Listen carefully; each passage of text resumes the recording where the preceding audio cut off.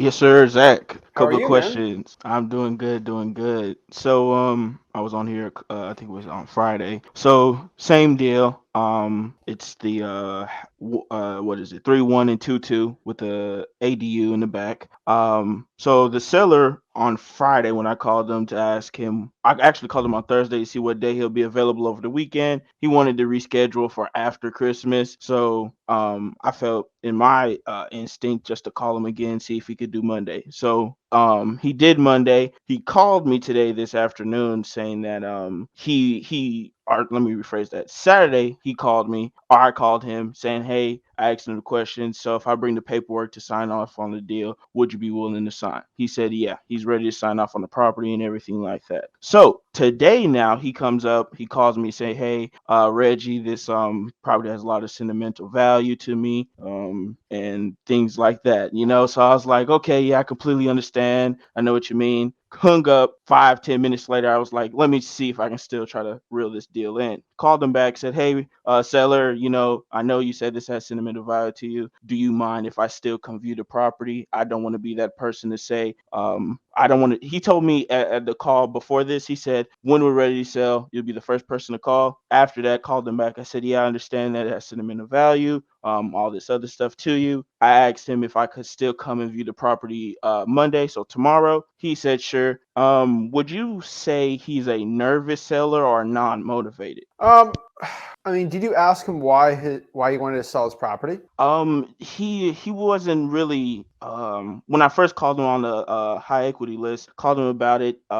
I asked him a little bit of things about it. I never really asked him the direct question like, "Why are you selling?" He really was the type of he was like a neutral person. He was like, "If you can meet my asking price, I'll sell it to you. Like if it was the right number, I he'll mean, sell it." dude, that doesn't sound motivated to me at all. Yeah. Like motivated is like, hey, I want to sell because of X, Y, Z. That's a legit reason. Hmm. So it doesn't seem motivated to me. But I'll tell you, I've had deals like that where they don't seem motivated, and I keep asking them other questions. Like one really important question I ask is, "Hey, Mr. Seller, why don't you just list this property with a realtor?" "Oh, because it needs too much work." I'm like, okay, that's a motivation there, right? I mean, did you ask him that at all? So I asked him what was the condition of the property. Has he ever rented it out? He said he rented it out 6 months ago for like $1,000 a month. He left all the belongings that were in that property in there. From the last person. I said, "Are they in there now?" He said, "Yes." I said, "Okay. Are you looking to like remodel or do anything with the home? Are you looking to do something with the home?" He said, "No, not really. It's just there to be there." So I was like, "Okay, are you interested in selling your home?" So I was so confused. So then he said, "Yeah." I was like, "Okay, so tell me a little bit about it, things like that." And then we just went from there, and we are here now. So did you ask him why he wasn't listing with a realtor? No, I didn't ask him why he didn't list for You should realtor ask because him that.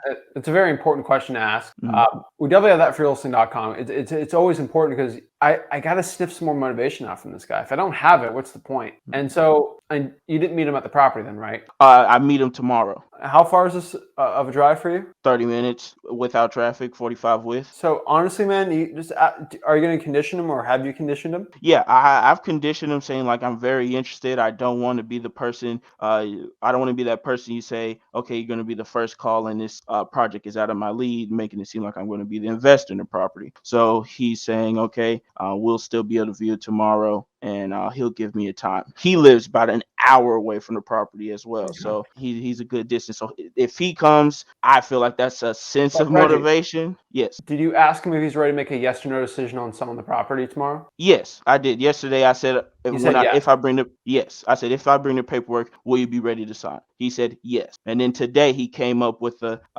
sentimental value and everything like that. And so that's fine. Mm, The reason how I was going to sentimental value, and I sound like a jerk when I say it, but it's the honest truth, is how much do I pay for sentimental value? yeah. I His didn't grow asking up here. price. My kid wasn't here. Like Mm, I didn't do any of this. Unfortunately, sentimental value is things for you, but for every other human being, I think we're close to 8 billion. For 8 billion other people, it means nothing. So unfortunately, it might mean something to you, but for what the market deems it to be and what it's actually worth, it doesn't change it. mm-hmm, And unfortunately, you do want to sell it. Really, You can sell it to me. You can sell, I don't care who you sell it to. Nobody who buys it's really going to buy it for the sentimental value. Yeah. Maybe your grandma, but like, does she want to buy this house? And you go from there, Exactly. build some rapport. But like, I just kind of brushed that off. Like, sorry, I That can't pay was for sentimental value. that's what I was gonna do on the viewing. I was gonna talk to him like, hey, prices are going down, interest rates are going up. If you wait too long, because the house is already been sitting for 6 months. He told me it's been sitting for 6 months. It's the last person that was in there renting it out. So I mean, I said, have you done anything to it? Have you even been inside? He says he's been there once or twice in the past 6 months. Reggie, I'm seeing one underlying problem with you on this. Okay. Mm-hmm. And this is between you and me. Okay. All right, I'm telling you what you need to hear, not what you want to hear. You're ready. sounding way too eager to buy this house. You are sounding like some of my competition that I absolutely destroy. All right. Mm-hmm. And let me explain why. When you are super eager, like, all right, do you have dogs? Do you like dogs? Oh yeah, most definitely. I don't have any What, right now, all right. but yes. What do you do if a dog lets out and he's running around the street and he's going crazy? Do you run after him? What do you do when you run after a dog that's wild outside? What do I do if I run after one? So, like, have you ever? All right. So, if I have a dog, he's Mm-hmm. my dog, and he gets outside, and he starts running around the street, going crazy, playing around. That's not good, right? It's dangerous. If I Yes. run after him, Mm-hmm. he or she's going to think it's a game and start running away, right? Exactly. Yes. If I run away from the dog, they're going to come chase me Mm-hmm. because, oh, he doesn't want to run after me. I want to run after him instead. It's a very fine line, right? And this works for a lot of things in life. But what I could tell you is if you act a lot nonchalant with it, and so first thing you said that caught my eye, which I never like hearing, is I'm really interested in buying your property. I don't ever say that. I always want my seller selling to me. For example, what I always say is, hey, I'd like to go see it. We're interested in buying properties in the area, but here's the thing, Mr. Seller. If you don't want to sell me this house, that's fine. I'll buy another house like this. I'm interested in buying properties. I'm not interested just in yours. So, hey, if I go there, if it works, it works. This is what I can buy this for. If it doesn't work, hey, prices are going down, Mr. Seller. I can go buy any house on the block for this price. But if you don't want to sell it, and if you want to sell it for this high price, I'm just going to buy a house down the street in a month for even cheaper. The key thing is you're saying the right things. You just got to shift it a little. So you're saying you're interested in buying their house. You're really interested. If you shift that language to like, this is a slight thing. It's going to change everything though. Hey, I'm really interested in buying houses in the area, not just yours. Because now he's going to think, oh my God, Reggie doesn't, this offer, I can't play him around. I can't play him for a fool because if I say no to his offer, he can just go and buy another house. And I want to get rid of this. Mm-hmm. And if he's serious about selling it, he'd start selling to you. And that's how you get really good deals. And so the last part here is, and the part I'm hearing from you is you're trying to convince the seller to go with you. And when you're acting like the cool guy, like, I really don't have to buy this house. Like I can go buy a million other houses. And yes, the real estate is going down. So you can buy any other house you want. Then you have the seller selling to you. When you were like, you should go with me, you should go with it. It ain't gonna work. You're sounding like a salesman, and nobody likes a salesman or a saleswoman. Like nobody likes when you're getting sold to. Hey, me and my partner, we can buy at this price, and if it works, it works. If it doesn't, no big deal. I can buy other houses. I'm selling to them by saying that, but I do it in a way that doesn't sound salesy. And it's just the little tiny thing that an expert and someone that's just average at wholesaling does that changes everything. And so I think you can elevate your game tomorrow by just kind of switching it up. And you actually can still say this. Go to the house, act like the property needs a little more work than it really needs, and then you can start kind of pushing a little away from it. I can get other ones for better prices because it needs. Yeah, that was my plan to like you just explained to me. My plan was to do it in front of him. Seeing facial expression, seeing us eye to eye. I get what you mean when I say I sound like I'm in dire need of this property. I understand that 100%, and I will, of course, You just take got this to change the information. language like this Yeah. much. It's going to change everything because you just Okay. got to change how you say it 2%, and it's going to give you 50% more result. Like you're probably 50% more likely to get a deal by just doing that. Okay. And so Yeah. you can still save it. That's why I'm telling you, like, honestly, like there's no point in me saying this if like there's no point. But Hmm. if you kind of change up your language and you see the seller like, ooh, this house looks a little, I know my guy Zach right here, my partner. He's not going to go for that price with this much work. Yeah. I remember talking like he said he can buy another house like this for 200 any day because real estate's going down. So we want to buy properties, but like not the wrong price, and we can't pay sentimental value, right, Mr. Seller? And Yeah. so, Mr. Seller, I talked to you. Like I don't waste your time or my time. He's around 150,000 on that. Does that work? And you just have a And conversation from there. and that's And the it just thing go ahead. that's the thing. That's his actual asking price too. Oh, So he's really? like he's pretty good under the market as well for two houses, on one lot. Oh yeah, it's this 2-house lot thing. I think I remember Yeah, talking to you. Okay, yeah. All right. yeah, the AD was it ADU? So and then well, finish on what you're saying, and I got a second I question remember on that. talking to you. This sounded like a great deal, dude. Yeah, it Um, is. what I can tell you is you just got to be a little more chillax on this. Dude, you're excited. Mm-hmm. And I can tell you this right now. I have the same level of excitement and want to get a deal as you when I go on an appointment. When I was a beginner and when I'm training my guys even now, I have the same level of excitement. The problem is I kind of hide it, because I Yeah. know if I hide it, I'm actually more likely to get the deal. And that's what you got to do. That excitement's always going to be there, but you just can't be so eager to it or you're not going to do well. Bro, if you ever go to a car dealership and you act really excited to see a car, that's when you know you get destroyed. Oh yeah, in person I'm a very nonchalant person. Like I Well, have no with the way facial you're talking to expression. the seller, you just got to change it a little more. Yeah, So what I've exactly. heard is different than what you're saying. So Mm-hmm. you just got to change up the language a little more. Nothing crazy, dude. Mm-hmm. If you're going on the appointment tomorrow, do you have a cash buyer already for a potential deal? Okay, so I have this yes, I do have a cash buyer. He hasn't told me a price or an offer yet because he That's fine. needs the pictures and all that, but I do have a couple of other people in the pipeline as well. Good. I think it's a broker as well. That's one, but I have a set cash buyer person individual that So may be you interested. have a name, which is good. So don't say the name Yes. on here. I don't want anyone stealing your deals. Okay. But he might ask you what your buyer's name is.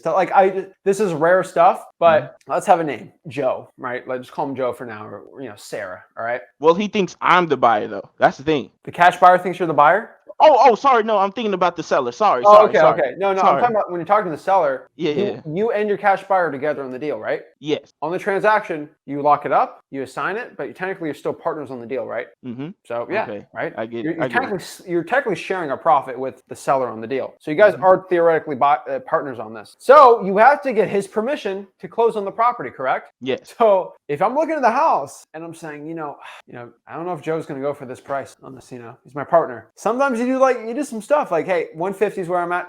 Can you do 175? I don't know about 175. And this is to the buyer, correct? Yeah, I'm like, Joe's gonna pull my leg here.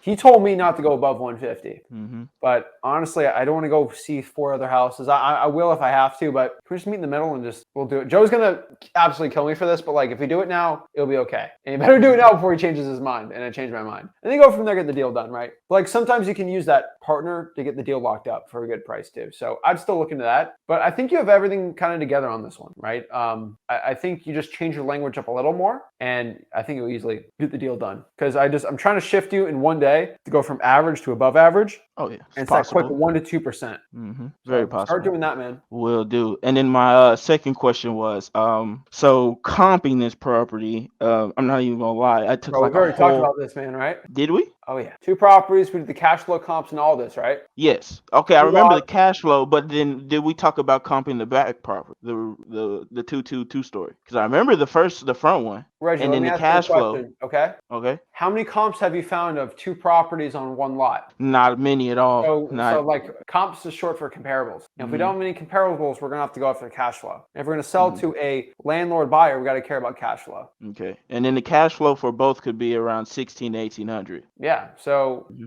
unfortunately, I know this is a decent deal. Mm-hmm. So you're gonna have to take my advice on here. Lock it up for the lowest you can, and then bring it Okay. to a buyer and see what they say. And you're gonna Got it. explain this to the seller, Mr. Seller. This is a very unusual property. Not many properties are 2 houses on 1 lot. So obviously, I need to talk to my buyer on this with everything and really look at the properties. But we can pretty much do this price. And if you have to get out of it or get a reduction, you have to explain to them why. And your cash buyer is gonna have to have a reasoning why. And you're good to go from there. Got it. Understand. And then last question.